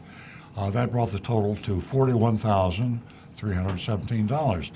Satisfied that this was the car for me, he suggested we head inside and he would ready the car for a test drive. Back inside, he offered us a beverage and M&Ms. That's a nice touch. I had to include that detail because I was tickled by that. And I love M&Ms. Who doesn't like M&Ms? Yeah, right. Took a copy of my license. He then suggested we sit in the car and get comfy while he put our information into the system. He joined us in the car a little bit later, gave us a detailed explanation of all the controls and features. We learned all about the car and Brian's 6 years of selling Audis. Is that Audi or Audi? It depends on what part of the country you're from. Okay. Down here it's Audi. Audi, okay. Howdy. Howdy, Audi. After the test drive, we headed back to the showroom. After making sure I didn't want to drive any other models, he asked how I planned to pay for the vehicle. I told him I planned to finance. He entered some numbers onto an iPad, showed it to me. The screen had an out-the-door breakdown on one side and a grid with different monthly payments on the other side. Now, the selling price was $41,317. Doc stamps, $143.15. I'll mention that later if we have time because that's disturbing, doc stamps. Dealer fee, $9.99. You see that all the time. License fee sounds legitimate, $4.32. Don't know for sure. Electronic filing fee, another junk fee. That's not legitimate, $239.95. Battery fee, that's standard, SOP, $6.50. You wonder why did they put that in there? They put that in there because it's official, it's legitimate, and they actually pay it, and there's no tax on that. And so you mix the legitimate in with the illegitimate, and you kind of get smoked over. So good tactics. Yeah, good tactic, yeah. Tag agency fee, $89, junk fee, illegitimate, not right. MVWEA. I had to Google this. That stands for Motor Vehicle Warranty Enforcement Act. It's actually a Florida statute or law, and somehow it allows them to charge a fee. I think we need to do some research and attack this on a future show. Sounds like part of the smoke, like the battery fee. Exactly, mixing a legit fee. I mean, for $2, absorb it, right? Yeah. You're charging Why thousands of itemize dollars. that? Yeah. It's 1/1,000,000% of the price, and you put it there. Anyway, tax, sales tax, $2,604.75. That's legitimate. And the balance is $45,832.35. All told, with junk fees, and dealer ads, we were about $2,100 over a sticker. Now, let me say this. There's a lot of junk, but the total is not shocking. I mean, 2,100. Not in this market. That's pretty gentle, actually. It's at the low end of the over gouging. MSRP. On the payment side, there were several options. The lowest payment was highlighted in green, $561 for 72 months with $10,000. Just on that, if I may interject, that's actually that was an interest rate somewhere in the 3 to 4% range. So that it was not an atrocious sounding interest rate. So on the financing side of that proposal, it sounded like they were being somewhat fair. So I thanked him and let him know I'd be in touch. He said that although he could not hold the car for me, he would park it way in the back. So, but see, it was a far more subtle, gentlemanly sort of a pressure. Yeah, I got the impression this was a very thorough and very talkative salesperson. That was the temperature of Agent Lightning's text there. And after the terrible shopping report a couple of weeks ago with Bremen Honda, I have to say we grade on the curve, and as we document all these individual fees like dock stamps, dealer fee, license fee, electronic filing fee, it sounds really, really bad, but it's got an SOP. So we grade on the curve, and there we are. No real pressure, and let's see what the grades are as the grades come in. Well, I have one from Mark right here I can kick off. He says, too many crappy fees. He gives them a C-. I think that's a pretty fair assessment. Rick, anything coming through on YouTube there? So far, just one. Tom Steckel says D-, an upscale dealer operating like Hollywood Kia. And Tim Gilliland, Nitrofill, really? Not the worst, but still too many fees. And he gives him a C. No, I'm still shaking from the Bremen Honda one, and it was so bad that was an F, and we gave them an F, and we don't usually give Fs. So, again, A's are rare, F's are rare, but we do grade on the curve. The one thing that bothered me most about, and I don't even think that Audi of Stewart realized this, dock stamps. It was a small amount, $143.15. There are no dock stamps unless you finance the car. Well, he did ask she said, that was part of the report, she said, I plan to finance. So there's a little bit of legitimacy to them including that there, I suppose. But that's charged by the lending company. True. And it's included in the monthly payment. Yes, but I guess if it would reflect, it wouldn't reflect our total amount financed because it didn't include interest charges. So it's a little pretty shady that it's there for sure. Okay. What's your grade, Nancy? Well, I'm going to give them a C. It's It's a pretty good mystery shopping report.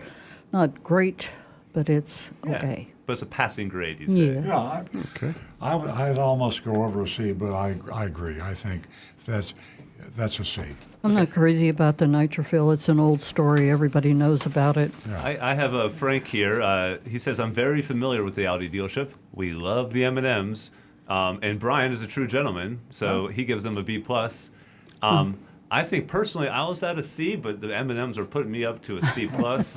I'm not sure if they're peanut or plain M&Ms. I was just going to ask you if that. If it's peanut, I would be at a B-, but I'm just assuming she didn't mention peanut. I'm going to keep it at a C. Okay. Bob says C for Audi of Stewart. And I'm sorry, there's a correction. Jonathan Wellington, first he said I'm giving them a B, but I'm giving them a C. Go ahead, Rick. I've got Negan 1, C. Can't wait till all these games are over. Kyle in Pennsylvania, although he didn't give me a grade, Kyle, he says, very cool to see you on the CNBC clip, Earl. And we've got, let's see, Brian Sidlaco, D-, too many junk fees. Rico West, C for crappy fees. Guy Larrabee, the junk fees annoy me the most. Otherwise, not bad, a solid C. Steve Ward, C-, far from the worst, but still think I'll shop in New York, too. Steve also says Nitrofill is free at Costco. And for me, I'm gonna go a little more lenient. I'm gonna say a B-. I think the fees are a little hefty there. But I'm gonna give them the benefit of a doubt and go on the curve. Yeah. I think the M&Ms were a good touch. And an educated salesman. That's an important feature. Breaking news: they have both peanut and plain M&Ms. Okay. Frank confirmed. So I'm I'll going change to a B-. Oh. There you go. I don't know. I think I just learned something new about Josh. Options. He will work for M&Ms. Peanut M&Ms specifically. They're my favorite. Okay, I changed mine too to a C+. All right. Well, congratulations. But not because of the M&Ms, because of the call-in we had for the person that dealt with them. Frank gives a special shout out to Brian for C+, being a gentleman. yeah. Anybody else have something for me? I think we're good. Ladies and gentlemen, thank you so much for tuning in to Earl Stewart on Cars. We sure had a great time this morning with you, and we enjoy your company. You're a big part of the show, and we do appreciate you.